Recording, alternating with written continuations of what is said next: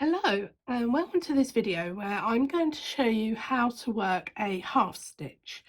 In my previous video I showed you how to make cloth stitch, and here is the finished piece, and as you can see here's my passives running down here. These are the couple of mistakes that I deliberately made so you can see what goes wrong, and now I'm ready to show you how to do the half stitch. So I'm using the same pricking, and this is called a trail because you basically have a worker that trails backwards and forwards. So these can be any shape, but whenever you see a zigzag line going backwards and forwards, it is traditionally called a trail. Now this time I'm going to be working half stitch. Now on the previous one, let me bring it back in, all our passives ran straight down in a line and our worker just worked backwards and forwards. Now with half stitch, your pairs are going to split up and they're going to travel. So traditionally it was always a good idea to buy your bobbins, because they work in pairs, it was a good idea to buy your bobbins in pairs and wind them in pairs. I strongly don't recommend doing that, because the minute you hit a half stitch, all of these bobbins are going to part company and move all over the place. So don't look at your bobbins thinking that these are the pairs they should be together, because the minute you hit half stitch they won't be together. So the first thing that I'm going to do is I'm going to hang my pairs on. Now this time, previously I had wound my worker pair with a lot of thread on it and my passive with not so much. This time I've wound all of my pairs with an equal amount, because they're all going to be using a lot of thread. So it's sort of, this is just a sample piece, so I'm only going to do a small one, so I've just wound them with sort of like 1.5 on each bobbin. So there's 3 arm lengths between the pair, 1.5 arm lengths on each bobbin. So I'm just going to start by hanging my pairs on my pins as I did the same last time, and I'm just literally putting the pin in, angling it slightly back, and then just hanging the pair on like that. So I'm just going to do that. I've got 6 pairs, hopefully, and that's all I'm going to work with for the moment. So there we go. Add my yellow and my blue, and again I've wound them all in different colours. So that's my end pin going on, and I'm just angling it slightly off to the corner of my pricking, not straight up like these ones, because it's right on the end. So there's my pairs. Now traditionally you would put a twist on all of these pairs, but I've found that if you do that and then take the pin out, your twist will come off. So there's no point in doing it unless you need to sew in, and it will lengthen your loop. So, but we're not worrying about that for the moment. So this is going to be my worker, because I'm starting from the right again and working across. There's my zigzag line. So I've got my first 2 pairs in positions 1, 2, 3 and 4. Now remember that when you do a bobbin over left over right, it's a cross, so that's a cross, and when you do right over left, it's a twist. So that's basically the 2 movements that your bobbins are going to make. Now to start with, we're going to do 2 over 3, so we're crossing 2 over 3, then we're twisting 2 over 1, 4 over 3, and that is your half stitch done. So you can immediately see all of our colours, our pairs have split up, whereas with the cloth stitch we would bring the 2 reds back together. So I finished with that. That's my half stitch done. So I'm bringing in the next pair, just going to lengthen that off, and then I'm going to do exactly the same again. So the difference between this one and a cloth stitch is you're not doing that final cross to bring your pairs back together. So I'm crossing 2 over 3, Then I'm going to do twist in 2 over 1 and 4 over 3. So as you can see, our reds and our creams are completely away from their original pair. So that's my half stitch done. Push them over to the one side and bring in my next pair. So there we go. So we're going to do the same again. Cross 2 over 3, twist 2 over 1, twist 4 over 3, and we're done. Now if you've done a lot of cloth stitch, this is going to feel really strange because you're tempted to do that last part and sort of make it a cloth stitch, which is why I put all my students in colour, because you can see what's going on. So we're going to do the next one. Cross 2 over 3, twist 2 over 1 and 4 over 3, and we're done.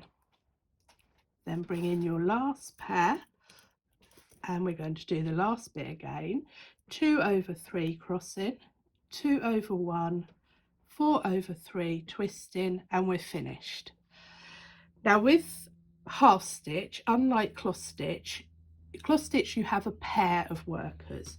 With half stitch you have a single worker. Can you see this cream thread has travelled through all of our threads here? Now I've found that, and I believe that if you go back with the same worker, this is going to tension up a lot quicker than if you keep changing it, because in theory we've got a twist on here and we could just pin up and we could go back with the blue one. But I want to come back with the cream pair because I think it tensions up quicker, because you've got the same, it's a continuation, the same worker is continuing across the row. So in order to get this cream back to where I need it to be to start the next row, I'm going to put an extra twist on. So I'm still putting my 2 twists on the end of my row. I'm then going to take my pin up in between my pairs, and that's my first row done. You are not going to be able to tension this up, because the minute you start pulling on one bobbin it will pull another bobbin, so there is no way you can tension this up, which is why it takes a lot longer to find any mistakes in half stitch than it does in cloth stitch, because it takes a good 2 or 3 rows before it tensions the first row you started with, and you'll see that as I'm going along. So now we're ready to go back across, because our zigzag line goes back to the right, and we're going to do exactly the same. Cross 2 over 3, twist 2 over 1, 4 over 3, and we're done. And you can see that our cream bobbin is the worker. It's heading towards the right and it's on the right. Now the other thing you will notice in half stitch is that all of your pairs have a twist on them. They should have a single twist right over left. So if I take that off, you can see there's no twist there, but they do need to have that twist. If you don't have that twist, and I will show you that a bit later, you will end up with your pairs going off in the wrong direction and having a hole. So we're going to start again with our half stitch. Cross 2 over 3, 2 over 1, 4 over 3, and we're done. And off we go. Bring in the next pair. Check they've got a twist on them, which they have. And then you can start your half stitch. So 2 over 3 crossing, 2 over 1, 4 over 3 twisting. Off we go and bring in the next pair. Check it's got a twist here, look. Now this is really important because you're moving your bobbins around. The risk of that twist jumping off is quite high. So it's always worth, when you're working half stitch, to just make a note and check that you've got that twist on your pair. So then we're going to do cross 2 over 3, twist 2 over 1, 4 over 3, and that's our stitch done. I think I need some more sticky labels. So I'm bringing in my last pair. There's my twist, ready to do my half stitch. 2 over 3 crossing, 2 over 1, 4 over 3, twisting, and we're at the end of the row. Here again, look, I've kept my same cream worker, and you can see it's run all the way through. And I want to keep that worker, so I'm going to pop an extra twist on, and it's now on the left because I'm heading to the left. Pin up between your pair, and again, you're not going to tension because the minute you pull on one, another bobbin will move. So there really isn't much point. That it will tension up naturally as you work through. So I wouldn't worry too much. Now I've got a knot here that's just, there we go. Now, a word of warning, I don't generally, unless I've got a really stubborn knot, I won't use my pins on my threads because you run the risk of shredding your threads. So it's always a good idea to either use, this is quite a handy wooden tool which has got a point, or a Lazy Susan, which I use more often. So we're now going back to the other way. My cream is on the left and I'm heading to the left, so that's good. And both of my pairs have a twist on it. So now we can start making this a little bit quicker, because as we did with our cloth stitch, you can lift 2 bobbins at the same time because they're going in the same direction.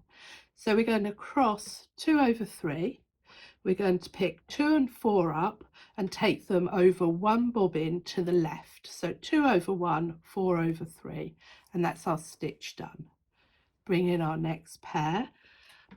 Make a note that it's twisted, which it is. 2 over 3. Pick up 2 and 4, put them over 1 and 3, and that's our half stitch done. Bring in the next pair, check for that twist, which it's there. Do cross 2 over 3, pick up 2 and 4, put them over 1 and 3, and that's your pair. That's your half stitch done. So then we're going to do 2 over 3. Oh, check our twist is there, which it is. 2 over 3, 2 and 4 over 1 and 3 and a twist, half stitch done. Now we're bringing our last pair in, so we're going to do 2 over 3, crossing, 2 and 4 over 1 and 3, twisting. We're at the end of the row. You can see our worker bobbin, so we want to come back with the same one, so I'm going to put an extra twist on and pin up.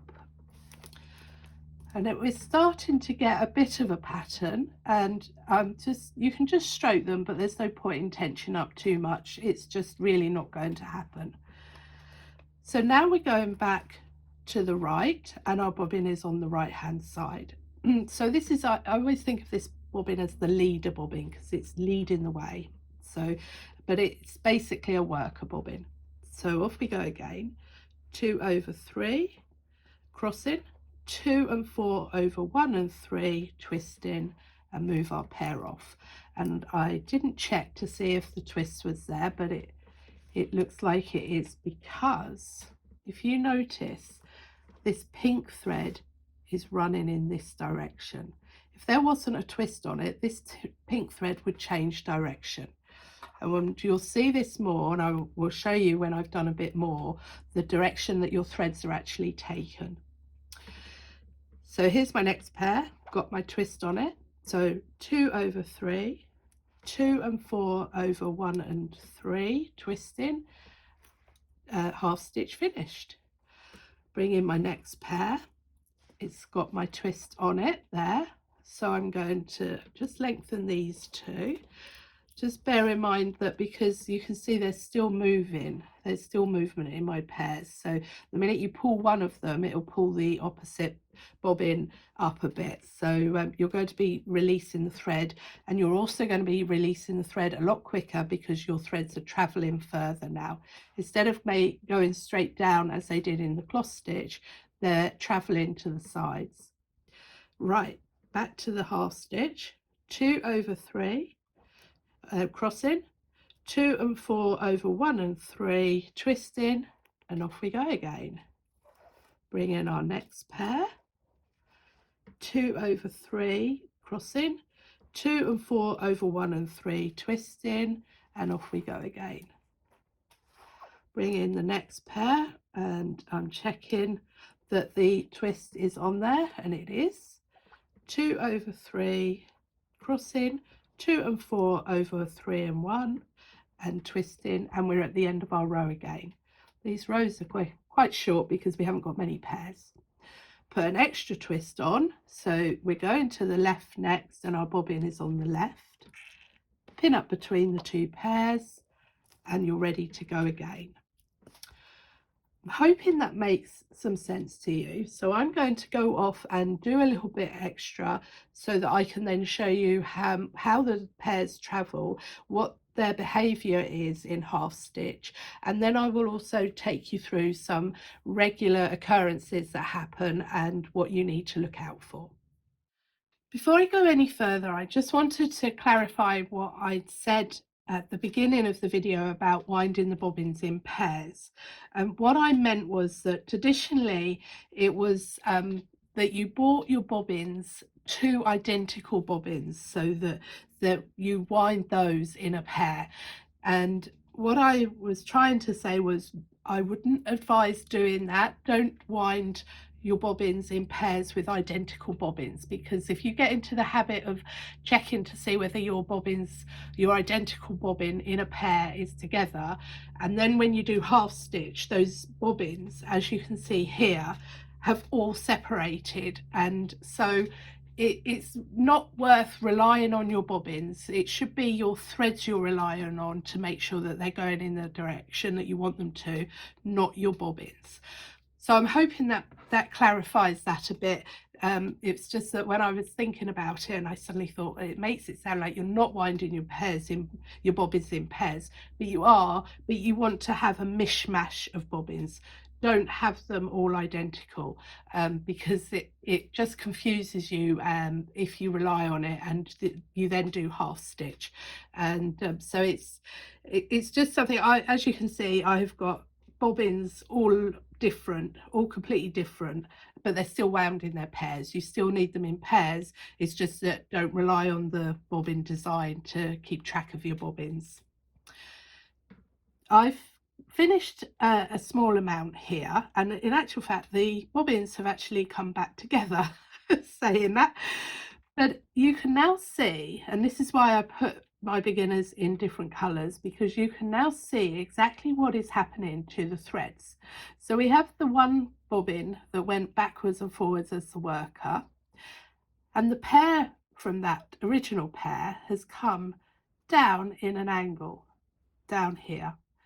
The yellows, one's gone this direction, the other one went a little way in this direction, and then when it got pinned up on the edge it switched directions. So, and the green running down here, same here, a little bit here, and then it switched directions.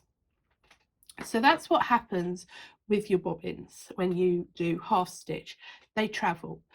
It's worth noting that, so when you do cloth stitch, your pairs stay where they are. When you do half stitch, they travel.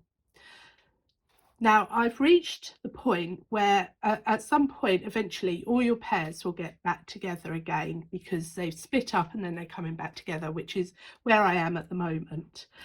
And this is my worker here, and you can see that this one has used a lot more thread than this one. So in a way I'm running out of thread here. Now if that happens, you have two choices. You can either just leave the one twist on and then come back with this one as your worker, or I don't generally like just having one twist. I don't think it makes for a very big loop, and it's later on in your lace journey you will need to use that loop for sew-ins, and so I always think that if you do, that's my one for two twists. If I do an extra one, so it's got a total of 3, can you see it's achieved the same thing? And this will make a bigger loop. It's not going to show compared to your other ones, but if you ever need to use the loop for something, it's worth getting into the habit of doing nice big loops. So we're now back together, so I'm just going to muddle them up again by going back across. So I'm doing my 2 over 3, 2 and 4 over 1, and 3 twist in, and then we're back again. So it's, you can see all my pairs are splitting up again. So this can actually become a bit of a design feature, because then you know, you can play around with what colours you put where they're going to go, how they're going to react with each other, and you can get some really interesting effects, like a plaid effect when you use 2 or 3 colours. This is just going to be rainbowy because I've got so many different colours. So I'm at the end of the row, and I'm going to put an extra twist on.